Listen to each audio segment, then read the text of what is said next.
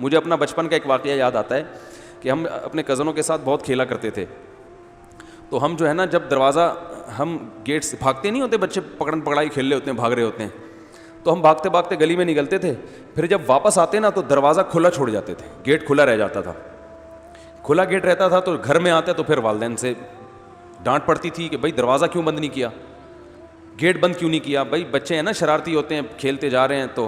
تو اب پھر ہم نے والدین کی ڈانٹ سے بچنے کے لیے ہم نے یہ کیا کہ ہم بھاگتے آ رہے ہوتے تھے اور کہتے تھے جو آخر میں آئے گا وہ کنڈی لگائے گا, جو آخر میں آئے گا. یہ بچوں کو تو ہر چیز نظم کی صورت میں پڑھتے ہیں نا, جو آخر میں آئے گا وہ کنڈی لگائے گا, ایسے ہم پڑھتے تھے. تو اس میں فائدہ یہ بھی ہوتا تھا کہ پھر اسپیڈ ہر ایک کی بڑھتی تھی کہ میں آخر میں نہ ہوں.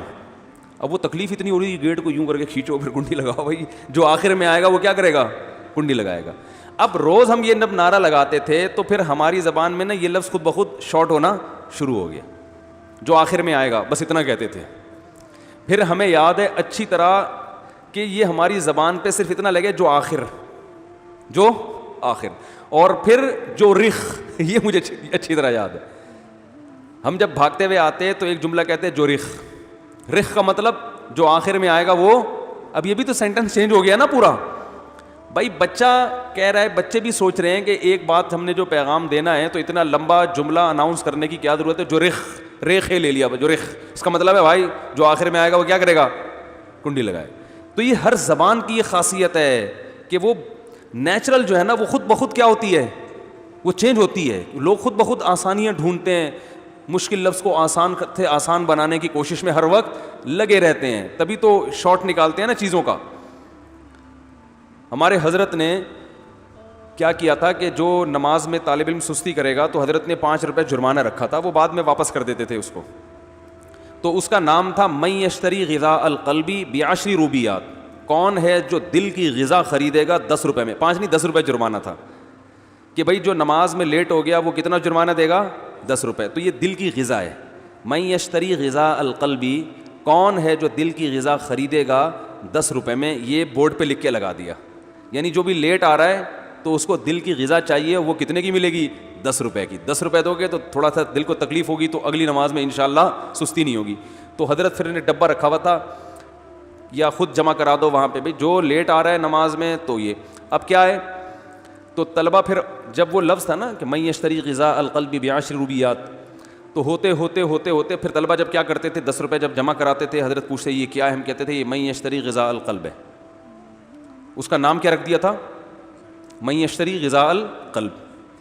تو وہ کسی کے ذمہ حضرت نے لگایا. پھر وہ لفظ شارٹ ہوتے وہ 10 روپے کو کہتے من یشتری ہے. یہ کیا ہے, یعنی پیسے جمع کراتے ہوئے اگلا پوچھتا ہے نا یہ کیا دے رہے ہو, تو ہم کہتے ہیں یہ من یشتری دے رہے ہیں, من یشتری.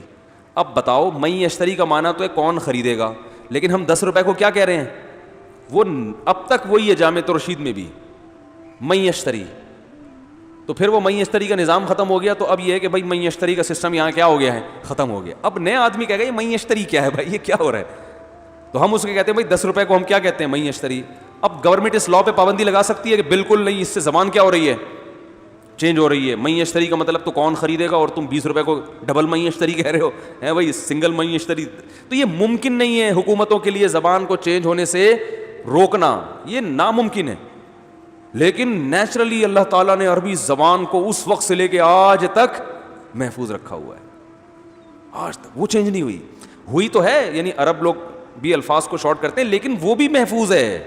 جو چینج ہونے والی ہے وہ بھی ہے, لیکن جو اصل ہے وہ اسی طرح چلی آ رہی ہے. سمجھ میں آ رہی ہے بات کہ نہیں آ رہی. کتنا بڑا معجزہ ہے اسلام کا. وہ بھائی تمہارے مذہب کے تمہاری تعلیمات میں تو کچھ ہے ہی نہیں. ہمارے پاس تو وہ زبان جس میں قرآن نازل ہوا اور نبی کی وہ حدیثیں جس میں نبی نے آرڈرز ہمیں دیے ہیں, وہ اصل زبان میں محفوظ, اور 20 ملکوں میں اللہ نے اس وجہ سے اس زبان کو بھی محفوظ کر دیا. اتنی بڑی زبان.